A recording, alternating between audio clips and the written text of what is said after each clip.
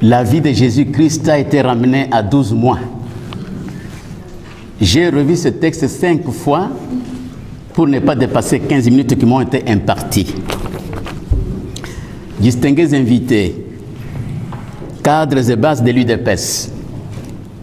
Ce jour, l'UDPS célèbre dans une douleur sans précédent ces 34 ans de lutte pour que s'instaure dans notre pays le Congo de Lumumba, Kimbangu et tous les martyrs un état de droit.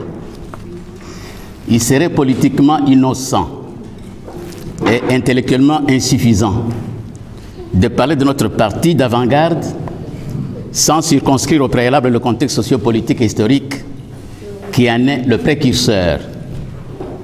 En effet, le 8 mars 1977, les vaillants fils du Katanga, en provenance de l'Angola, armes à la main, envahissent leur province et mettent en déroute 80 jours durant l'armée du général Mobutu de la manière la plus foudroyante.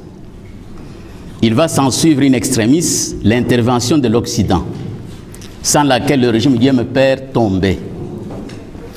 Voilà qui va contraindre ce dernier de libéraliser son système politique, caractérisé par l'état de non-État, en annonçant le 1er juillet de la même année les élections libres et démocratiques à tous les niveaux. Il vaut la peine de rappeler que la déchéance de la société congolaise était à son comble. En effet, la gabegie financière, le non-respect des droits de l'homme, le népotisme, la concussion, le favoritisme et la violence au quotidien étaient érigés en système de gouvernement. Bref, c'était le cataclysme national. Les élections qui vont avoir lieu en octobre de la même année vont porter en majorité au Parlement et au bureau politique les élus ayant fait leurs preuves dans l'exercice de leurs fonctions antérieures. Et la fronde parlementaire allait marquer les débats au Conseil législatif. Parmi les hauts faits, à la base de cette fronde, j'en épingle 3 essentiels. Primo, la prise de position courageuse de mes collègues du Kasaï oriental, en l'occurrence Tshisekedi Mulumba, Ngalula Mpandangila, Milambo Katambwe, Chiboui et Bachar Kantomiland, à la suite des massacres perpétrés à Katekelai par la soldatesque du général Mobutu le 29 juillet 1978, dans les gisements de diamants hors des concessions de l'Amiba, minière de Bakwan. On dénombre plus de 200 tués. Secundo, l'intransigeance des élus vis-à-vis de monsieur le gouverneur de la Banque centrale, à l'issue du contrôle de la gestion des devises à l'Institut d'émission par la commission parlementaire dont je faisais partie. Tertio et enfin, la condamnation de la violence au quotidien faite aux détenus présumés coupables de faits non encore établis par la justice, observés dans les geôles du Centre national de documentation, CND. Violence que d'aucuns interprétaient comme étant devenue la doctrine Guillaume Père parti-État. Or, Isaac Asimov soutient la violence est le dernier refuge de l'incompétence. Après ce survol rapide du contexte ayant inspiré la rédaction de la lettre ouverte des 13 parlementaires, je note à votre intention que sa préparation était entourée de toute la discrétion possible, afin d'en réserver la primeur au président Mobutu. Hélas, nous allons être trahis par nos 2 collègues, en l'occurrence Bachar Kantomilandou et Chiboui, en date du 29 décembre 1980. Raison pour laquelle, le lendemain 30 décembre 1980, vers 20 h, M. Ngalula Mpandangila est arrêté dans sa résidence en présence de 2 de ses collègues, Lumbu Maloba et votre serviteur. Désemparé, votre serviteur prendra bon nombre d'exemplaires à l'effet de les faire diffuser par les étudiants. Le collègue Lumbu en prendra aussi, mais pas dans les mêmes proportions. Les étudiants de l'Institut du bâtiment et des travaux publics IBTP vont s'acquitter parfaitement de la besogne. Et tard dans la soirée, 22 h, Anakle Makanda Mpinga Chambou me téléphone pour me demander si j'avais un seul exemplaire du document. Je lui réponds que j'en avais 1 x 20 ou 30. Ce faisant, nous convenons de nous déguiser avant de nous retrouver quelque part en ville, munis d'un nombre X d'exemplaires. Ce qui fut fait avec doigté, en ce sens que les 10 exemplaires vont être remis aux chancelleries précédemment ciblées. Et le lendemain, le Saint-Siège se verra remettre un exemplaire par le collègue Mbombo Compagne. Les ambassadeurs des USA et de Belgique allaient jouer un rôle capital dans la préservation de nos vies. Le 31 décembre 1980, aux informations de 7 h du matin, la Voix de l'Amérique annonce pompeusement à la une l'information de la lettre ouverte qu'elle qualifiait de réquisitoire sans appel, exigeant la refonte totale du système politique du MPR. Distingués invités, cadres et combattants du parti, les chancelleries précitées méritent bien nos hommages à jamais. Car sans eux, nous aurions été pendus aussi gratuitement que l'avait été un certain lundi de Pentecôte en 1966 à Kinshasa, sur la place du pont Gabu, devenu pont Kassavubu, les 4 politiciens, à savoir Évariste Kimba du Katanga, Emmanuel Mbamba de Léopoldville, Alexandre Mahamba du Kivu et enfin Jérôme Anani de l'Équateur. Le 31 décembre, Kanana, Makanda et votre serviteur, nous allons nous retrouver chez notre collègue Tshisekedi où nous allions décider d'être solidaires de notre collègue Ngalula, en nous constituant prisonniers au quartier de l'OUA où il était détenu. Dans le même temps, à Lubumbashi, Kyungo commence à faire pareil chez le gouverneur. Et le reste des collègues à Kinshasa se rendront au fur et à mesure au quartier de l'OUA où nous les y avions précédés.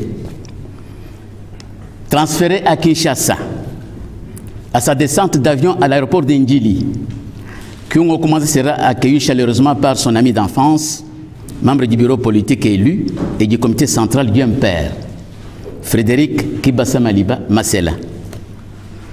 Ce geste valait infraction et crime de lèse-majesté vis-à-vis du président Mobutu. En représailles, il sera assigné en résidence surveillée tout de suite après. Tandis que les 13 vont être condamnés à la déchéance de leurs droits politiques et civiques pendant 5 ans.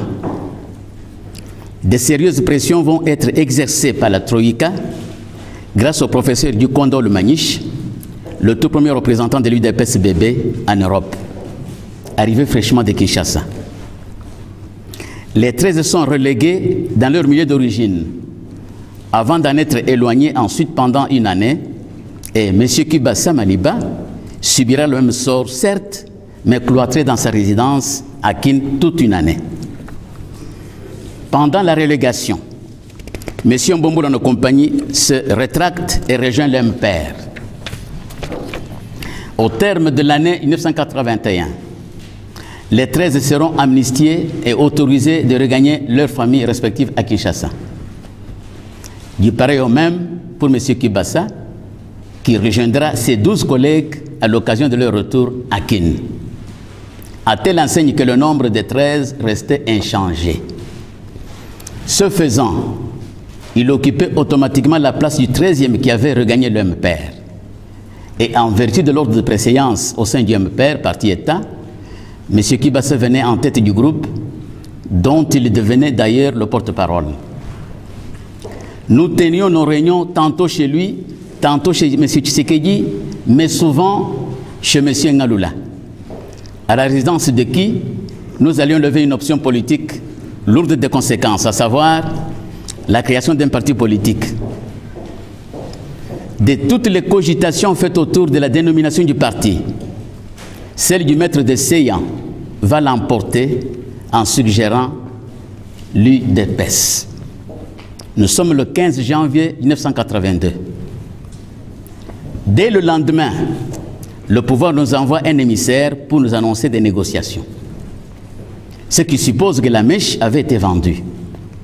Alors, pour ne pas donner l'occasion au pouvoir de nous causer un énième tort, nous décidâmes de mettre au frigo le projet de parti politique en attendant d'aller voir ce qu'allait être le type de dite négociation. À peine commencé avec messieurs Vundowe et Mbanda, respectivement vice-commissaire d'État et commissaire d'État à l'intérieur et conseil diplomatique, les fameuses négociations allaient s'avérer du bluff politique. Il n'y avait donc aucun intérêt à les poursuivre. Nous les avions quittés et repris sans tergiversation aucune notre projet de parti politique qui était gelé en reportant la date du 15 janvier 1982 au 15 février 1982, devenue date officielle. En plus, il était convenu de commun accord que ce projet ne transpire pas encore dans l'opinion. Les impondérables politiques allaient en décider autrement. Les collègues Kyungu, Lumbu et Lusanga se trouvaient déjà à Lubumbashi, où M. Kibasa les y rejoindra le 1er mars 1982. Son arrivée à Lubumbashi va provoquer un raz-de-marée sans précédent. Et le 6 mars, face à l'effervescence provoquée par la rumeur selon laquelle un parti politique est en gestation, l'UDPS s'est annoncé au public par le président Kibasa Maliba, entouré de ses collègues sur la grande place de la Poste à Lubumbashi. La liesse populaire était incommensurable. Ils sont arrêtés avec tant d'autres combattants sans ménagement du tout et emmenés Manu Militari à Kinshasa à bord d'un jet de la Gécamine. Des géoles du Sénéri où ils couchaient par terre, ils seront transférés à la prison centrale de Makala où les rejoindront à tour de rôle Ngalula, Tshisekedi et le reste des collègues à l'issue de la parodie de procès à la Cour de sûreté de l'État qui les condamna à 15 ans de servitude pénale principale. Toujours et encore, les pressions de la Troïka vont faire réduire cette peine à 15 mois. Et le 19 mai 1983, à l'occasion de l'élévation du général Mobutu au grade de maréchal, sans combat toutefois, il décrète l'amnistie des 13. D'octobre 1983 à avril 1990, il va y avoir des lézardes dans la maison UDPS. Afin de pouvoir colmater les brèches, certains cofondateurs vont se voir cooptés fondateurs. Ils vont se consacrer corps et âme au parti. Bien que la survie de ce dernier est tenue grâce à l'action des pionniers et avant-gardistes, dont l'un parmi nous, Muntu Kagima Léon. Après tant de privations, nous devions nous interpeller en nous posant la question de savoir pourquoi, à ce jour, l'UDPS bat de l'aile 34 ans révolus dans l'opposition. Maintenant que les bassesses de quelques individus sans scrupules sont sortis sur la place publique, dans tout leur relief, tout un chacun a une réponse à la question posée. Ce n'est pas pour autant que je m'empêcherai de relever ce que je considère, à mon avis, comme erreur fondamentale. 1. Le rejet par l'UDPS de la proposition de M. Mobutu fixant le pluralisme politique à 3 partis, à savoir le MPR, l'UDPS et le troisième a créé dans son discours du 24 avril 1990. Ce qui n'était que légitime, certes. Toutefois, les opportunités politiques de l'époque ne s'y prêtaient pas encore. Et pourtant, la proposition de M. Mobutu allait bénéficier à l'audience que l'UDPS avait au pays.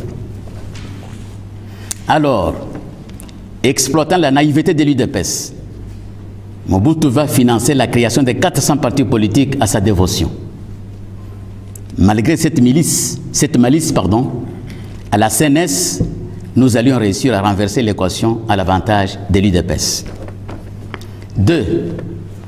Les membres du directoire se jetaient continuellement les pots de banane sur leur chemin, à telle enseigne que chacun tirait la couverture de son côté. 3. Le leadership qui avait émergé du groupe, du fait de son charisme hors pair, semblait avoir basé son action sur la sensibilisation du peuple à chasser le président Mobutu, plutôt que de capitaliser l'envergure politique du parti afin de le porter au pouvoir. 4. Malgré les démarches des officiers supérieurs et généraux par notre entremise, consistant à obtenir les garanties de l'UDPS, à l'effet de porter un de ses leaders charismatiques au pouvoir, la réponse était toujours « Nul ne peut contourner la conférence nationale souveraine ». Mais le 17 mai 1997, le président Mobutu Vafirkin, pour Badolité, le pouvoir était dans la rue pendant que l'UDPS faisait sa sieste. 5. Le fair play ne figure qu'accidentellement parmi les stratégies de l'UDPS. Or, les objectifs d'un parti politique, autant que ceux d'un gouvernement, sont véhiculés mutatis mutandis par la diplomatie. Posons-nous la question de savoir quel type de diplomatie nous avons au sein de l'UDPS pour ce marketing dans les lobbying. Chaque domaine de la vie a ses règles. La politique a les siennes. Il faut savoir jouer sur pièce et à temps. Sous prétexte que la perfection n'est pas de ce monde, ne gardez pas soigneusement tous vos défauts. J'ai tiré ceci des Écritures saintes. Aussi, on ne subit pas l'avenir, on le crée. En d'autres termes, l'UDPS traverse aujourd'hui ce que nous avons fait d'elle. Partant, aujourd'hui et maintenant, nous devrions nous remettre en question afin de faire porter haut le flambeau de ce parti qui nous a volé notre jeunesse. Il n'y a pas 36 solutions pour remettre les pendules à l'heure. Sa réunification s'avère en ce moment la seule et unique panacée. Il en va de notre survie à tous. Je vous remercie.